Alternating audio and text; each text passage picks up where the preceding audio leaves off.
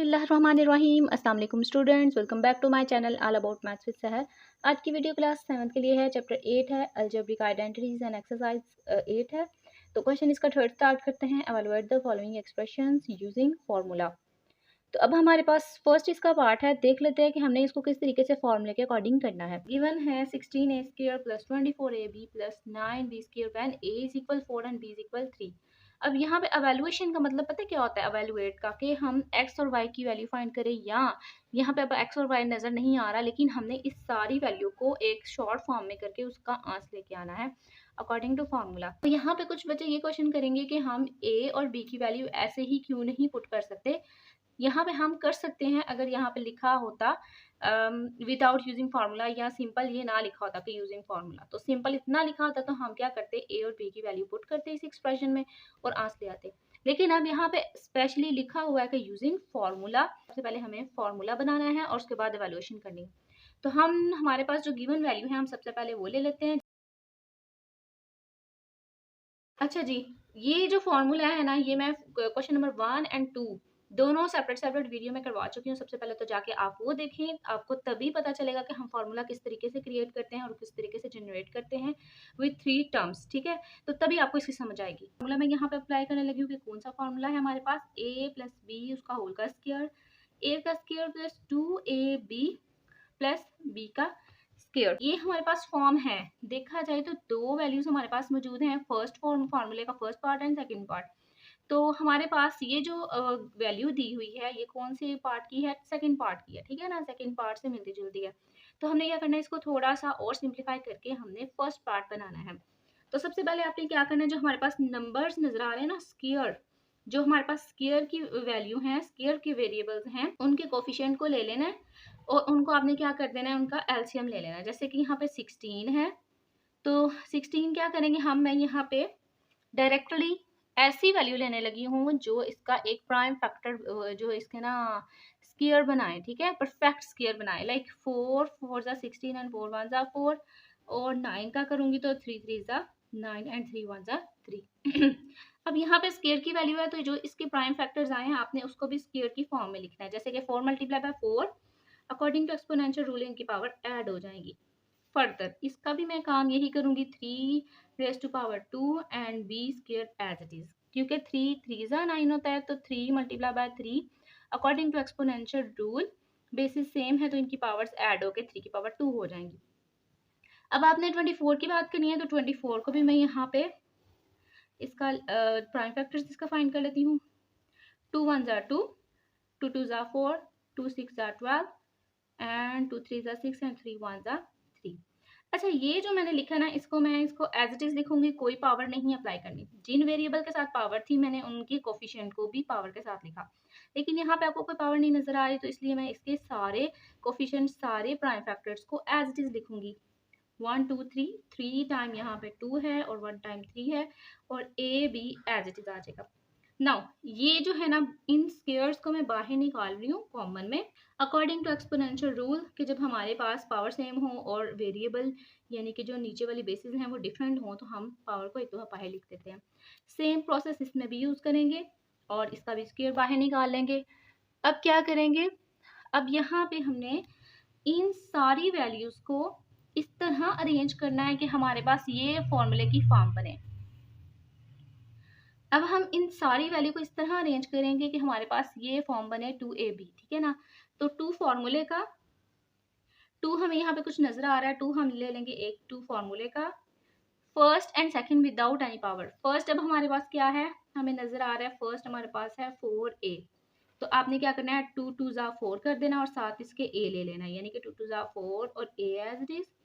फिर साथ में सेकंड लिखना है, फर्स्ट 2 फार्मूले का फर्स्ट एंड सेकंड अब लिखने लगी हूँ, तो सेकंड मैं लिखूंगी इसके अकॉर्डिंग। अगर आप फार्मूले को समझे ना, तो फार्मूले में क्या है, हमारे पास फर्स्ट का स्क्वायर है प्लस सेकंड का स्क्वायर है प्लस 2 फार्मूले का फर्स्ट एंड सेकंड। तो फर्स्ट भी हमारे पास मौजूद है, सेकंड भी मौजूद है, प्लस 2 फार्मूले का मैंने इसी में से ले लिया, फर्स्ट भी मैंने इसमें से बनाया और सेकंड भी मुझे इसी से बनाना है। बाकी बचा हमारे पास 3 भी, तो मैं 3 भी लिख दूंगी जो कि सेकंड की फॉर्म है। ठीक है, अब बेसिकली क्या करना है हमारे पास, अब ये सेम वैल्यू इस तरह हमारे पास नजर आ रही है हमें, तो मैं क्या कर सकती हूँ, इसको इस सारी वैल्यू को कन्वर्ट करूंगी फर्स्ट पार्ट में। अब पहले आप फार्मूले को देखेंगे उसने किस तरीके से फर्स्ट पार्ट में कन्वर्ट किया हुआ है। सबसे पहले तो आपने क्या करना है, ये जो 2 वाला पोर्शन है ना, आपने इसको देखना है विथ साइन। इसको देखा तो यहाँ पे आपको नजर आ रहा है ये जो ए है ना, यानी कि फर्स्ट, ये पहले लिखा, फिर सेकंड लिखा, सेंटर में लगाया यहाँ से प्लस, और ये 2 चला गया ऊपर फॉर्मूले का। इसी तरीके से मैं इस सारी वैल्यू को भी बनाने लगी हूँ इस फॉर्म में फर्स्ट पार्ट के साथ। फर्स्ट मैंने इसको इग्नोर कर दिया, फर्स्ट हमें नजर आ रहा है 4a, सेकंड नजर आ रहा है हमें 3b, यहाँ से मैंने ले लिया प्लस, और ये जो 2 है ये चला जाएगा छोटा सा ऊपर। अब हम अवेलुएट करेंगे, ठीक है। तो अवेलुएशन मैं नेक्स्ट पेज पे करती हूँ। एज ए हमारे पास क्या है, a is equal 4 and b is equal 3। अब वैल्यू आपने किस तरीके से पुट करनी है इसका भी आपने ख्याल रखना है। जैसे कि 4 और a आपस में मल्टीप्लाई हो रहे हैं, तो आप क्या करोगे, यहाँ पे मल्टीप्लाई का साइन भी अप्लाई कर सकते हो, लेकिन यहाँ पे मैं ब्रैकेट अप्लाई कर रही हूँ, और a की जगह आप लिख दोगे 4 ब्रैकेट क्लोज प्लस 3, और 3 और b आपस में मल्टीप्लाई हो रहे हैं, आप मल्टीप्लाई का साइन भी अप्लाई कर देते हो, कर सकते हो, लेकिन मैं ब्रैकेट अप्लाई कर रही हूँ क्योंकि जो ब्रैकेट की प्रायोरिटी है वो सबसे बेस्ट है। इसलिए आपको पता चल जाता है कि भाई हमने डायरेक्टली क्या करना है, मल्टीप्लाई करना है। नहीं तो अगर मल्टीप्लिकेशन का साइन होता है तो कुछ बच्चे क्या करते हैं, पहले इनको ऐड कर देते हैं और देन उनको मल्टीप्लाई करते हैं, और वो गलत होता है मैकेनिज्म। b की जगह मैं क्या पुट करूंगी 3, और होल की ब्रैकेट लगाई और स्क्वायर। नाउ 4 4 जा 16 प्लस 3 3 जा 9, उसका होल का स्क्वायर आ गया, 16 और 9 को ऐड किया तो 25, और उसका होल का स्क्वायर एज इट इज आएगा, क्योंकि अभी हमने स्क्वायर की बात नहीं ना की, तो इस तरीके से स्क्वायर हमारा आता जाएगा। अब 25 का स्क्वायर का मतलब है कि हम 25 को 2 टाइम मल्टीप्लाई करें। ये जो हमारे पास स्टेप है ये ऑप्शनल है, ठीक है, आप करो या ना करो, आप डायरेक्टली इनको मल्टीप्लाई करो 25 को 25 के साथ। हमारे पास आया है 625। सेकेंड इसका पार्ट है तो वो भी देख लेते हैं। अब यहाँ पे ना सेकेंड पार्ट में थोड़ा सा उन्होंने ये किया हुआ है कि 4 पावर दी हुई है, ठीक है। पहले वाले में थी हमारे पास स्क्वायर स्क्वायर, अब यहाँ पे उन्होंने 4 4 दी हुई है, तो इसको भी हम सॉल्व आउट कर लेते हैं। देखते हैं, सबसे पहले हम इसको क्या करते हैं, क्वेश्चन को एज अ सोल्यूशन लिख लेते हैं। तो सबसे पहले आपने क्या करना है, इनके कोफिशिएंट को ले लेना है। कोफिशिएंट हमें 4 नजर आ रहा है, की जगह मैं लिखूंगी 2 raise to power 2 m4 as it is, plus 9 की जगह 3 raise to power 2 and n की जगह 4 रेज़ टू पावर 4, ठीक है। अब 12 की बात करती हूँ तो मैं 12 के सिर्फ फैक्टर्स लिख रही हूँ, 2 मल्टीप्लाई बाय 2 मल्टीप्लाई बाय 3, यानी कि 2 2 जा 4 4 3 जा 12, m square and n square as it is. अब मैंने क्या करना है, इसको फॉर्मूले के अकॉर्डिंग लिखना है, तो मैं यहाँ पे फॉर्मूला भी अप्लाई कर लूँ। यहाँ पे हमने क्या करना है, मैं आपको एक बात क्लियर कर दूं कि ये जो हमारे पास 4 की वैल्यू है ना, m रेज़ टू पावर 4, इसमें एक स्क्वायर बनता है ये फॉर्मूले के अकॉर्डिंग, और एक स्क्वायर m का खुद का है। यहाँ से मैं क्या कर रही हूँ, कॉमन निकालने लगी हूँ। तो कॉमन कैसे निकालना है, 2m 2 और होल में 2, ठीक है। जैसे कि अगर मैं इस 2 को दोबारा से मल्टीप्लाई करती हूँ, 2 रेज़ टू पावर 2 आ जाएगा, एंड इसके साथ करूंगी तो 2 2 जा 4 आ जाएगा, यानी कि m के साथ 4 था तो एक 2 मैंने अंदर रहने दिया, एक 2 मैंने बाहर कर दिया। अब ये जो बाहर 2 आया ना m4 के साथ, वो है फॉर्मूले का, और ये जो m स्क्वायर है ये है m की वैल्यू खुद से, यानी कि वेरिएबल ही हमें उसने इस तरीके से दिया है कि जिसकी पहले से पावर मौजूद थी। अब हमने उस पर फोकस करना है कि हम बाहर क्या लाते हैं और बाकी हमारे पास अंदर क्या बचता है। तो इसी तरीके से मैंने क्या किया, ये जो 2 निकालना था ये तो मैंने निकालना ही था फॉर्मूले के अकॉर्डिंग, बट यहाँ पे अंदर जो बचता है अपने उसको भी फोकस रखना है। जैसे कि 4 था तो 2 एक हमने 2 बाय निकाल लिया जो है वो फॉर्मूले का। अब मैं यहाँ पे क्या यहाँ पे लिखूं अंदर कि हमारे पास 4b आई, यानी कि पूरी की पूरी वैल्यू भी आनी चाहिए, तो 2 2 जा 4 आ गया। फर्दर इसकी बात करते हैं तो इसमें भी हम सेम यही काम करेंगे, एंड 2 इंटू मतलब बाहर ब्रैकेट में हमारे पास स्क्वायर आ गया। अगर मैं फिर से इसको मल्टीप्लाई करूँ तो हमारे पास यही वैल्यू आती है 3 रेज़ टू पावर 2 एंड 2 2 जा 4, तो ये हमारे पास सिंपली वही बात आ गई। अब आपने क्या करना है, आपने एम स्क्वायर को एज अ वेरिएबल समझना है, यानी कि आप इसको बिल्कुल भी ये नहीं समझ सकते कि एम स्क्वायर ही एक फॉर्मूला है, नो, यह फॉर्मूले की फॉर्म है। इसको इस तरीके से अरेंज करना है कि हमारे पास क्या है, 2 फॉर्मूले का है। देखें फर्स्ट भी आ गया, फर्स्ट का स्क्वायर, अब ये सारा फर्स्ट है, ठीक है, और सेकंड हमारे पास ये है, तो फर्स्ट का स्क्वायर सेकंड का स्क्वायर प्लस 2 फॉर्मूले का फर्स्ट एंड सेकंड चाहिए हमें विदाउट एनी पावर। तो मैं यहाँ से देखती हूँ, यहाँ पे देखती हूँ कि कहीं 2 नजर आ रहा है, मैं प्लस यहाँ से ले लिया, 2 यहाँ से ले लिया। फर्स्ट लिखना है 2m स्क्वायर, तो देखिए यहाँ पे 2 और m स्क्वायर मौजूद है, तो आपने इसको इकट्ठा करके एक ही ब्रैकेट में लिख देना है।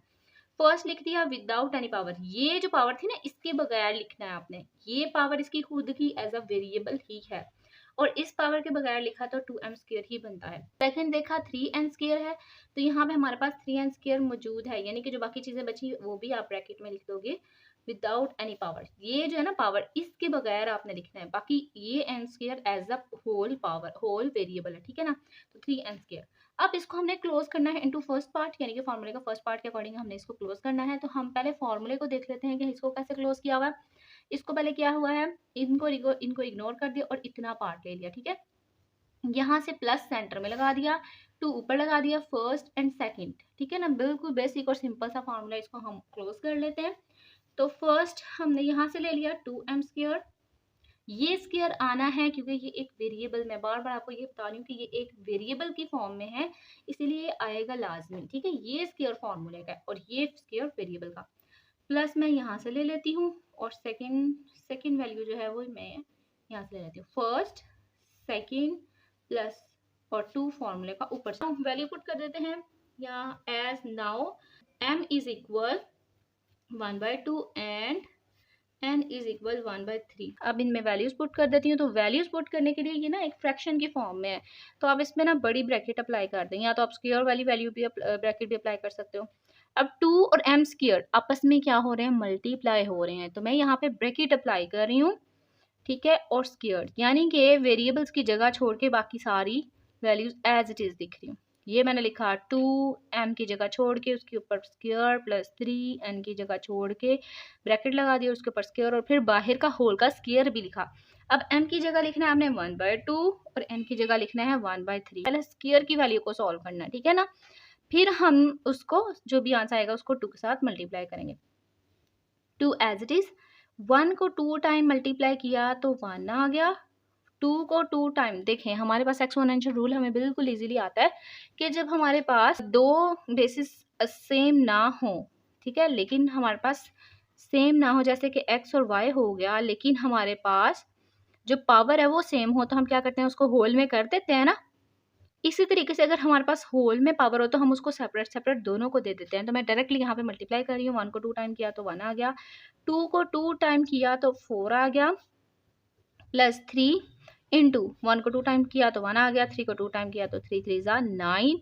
एंड ये बाहर की जो स्क्वायर है ना वो मैंने यहाँ लिख दिया, 2 1 ज़ा 2, 2 2 ज़ा 4, 3 1 ज़ा 3, 3 3 ज़ा 9। अब बाकी जो बचेगा ना मैं वो लिख रही हूँ, 1 को 1 से मल्टीप्लाई किया तो 1, 2 एज इट इज, प्लस 1 को 1 से किया तो 1 एंड 3 एज इट इज, और होल में आ गया स्क्वायर। अब मैंने जो मिनी ब्रैकेट थी ना वो मैंने रिमूव कर दी।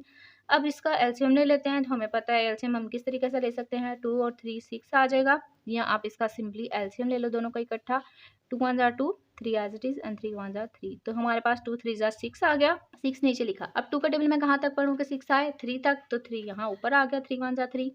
3 का टेबल मैंने कहाँ तक पढ़ा कि 6 आए, 2 तक, तो 2 1 ज़ा 2। अब क्या करेंगे, इनको ऐड करेंगे 5, अच्छा यहाँ पे स्क्वायर आएगा साथ, 3 में 2 ऐड किया 5/6 उसका होल का स्क्वायर, ठीक है। अब इसका मतलब है ये वही एक्सपोनेंशियल रूल है जो इस पे अप्लाई हो सकता है। तो हम क्या करेंगे, 5 को 2 टाइम क्या करेंगे तो 5 5 ज़ा 25, और 6 को 2 टाइम करेंगे तो 6 6 ज़ा 36 आंसर आ गया, ठीक।